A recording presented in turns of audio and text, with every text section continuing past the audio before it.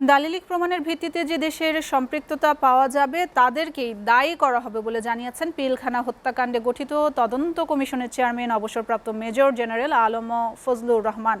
তিনি জানান ৩ মাসের মধ্যেই তদন্ত প্রতিবেদন দাখিল করা হবে। আওয়ামী লীগ সরকারের আমলে ২০০৯ সালের ২৫ ও ২৬ ফেব্রুয়ারি তৎকালীন বিডিআর সদর দপ্তর পিলখানায় সংঘটিত হত্যাযজ্ঞের সঙ্গে জড়িত দেশি বিদেশি ষড়যন্ত্র ও প্রকৃত ঘটনার স্বরূপ উদ্ঘাটনে ৭ সদস্য বিশিষ্ট কমিশন গঠন করে অন্তর্বর্তীকালীন সরকার।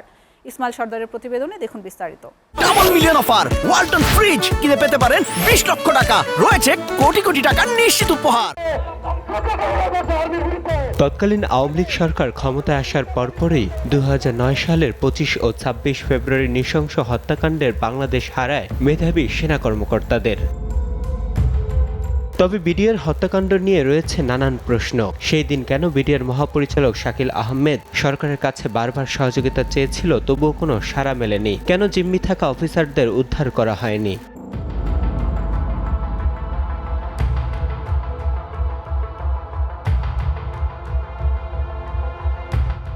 ২০১৩ সালের ৫ই নভেম্বর আলোচিত হত্যাকাণ্ডের ঘটনায় ঢাকা মহানগর দায়রা জজ আদালত ১৫২ জনকে মৃত্যুদণ্ড এবং ১৬১ জনকে যাবজ্জীবন কারাদণ্ড দেয়।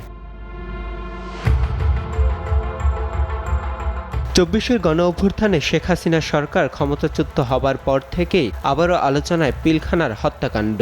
গঠন করা হয় ৭ সদস্য বিশিষ্ট স্বাধীন তদন্ত কমিশন। রাজধানীর জিকতলা বিজেপি সদর দপ্তরে কমিশনের প্রধান সহ মোট ৬ জন প্রথম আনুষ্ঠানিক সভা করেন।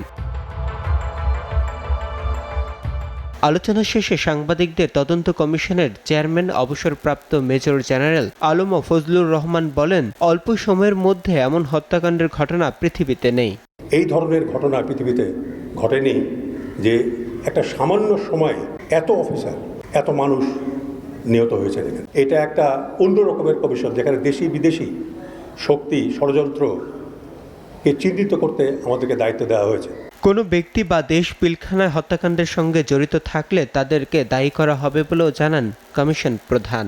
আল্লাহর উপর নির্ভর করে, আমাদের ইমানের উপর নির্ভর করে, আমাদের বুদ্ধি, আমাদের বিবেচনা, প্রজ্ঞা, এটার উপর নির্ভর করে নিরপেক্ষভাবে আমরা এই তদন্ত যে সময় আমাদেরকে দেওয়া হয়েছে তার ভিতরেই সম্পন্ন করবার আমরা ঐকান্তিক চেষ্টা করব। তদন্ত বাস্তবায়নে সরকার ও সামরিক বাহিনীকে সহযোগিতা করার দাবি জানান ফজলুর রহমান। আর একটা হলো, যেহেতু বিদেশি শক্তিকে আমাদেরকে আইডেন্টিফাই করতে বলা হয়েছে, কাজে এই বিষয়টা আন্তর্জাতিক হয়ে গেছে। ইসমাইল সর্দার, SCTV, ঢাকা।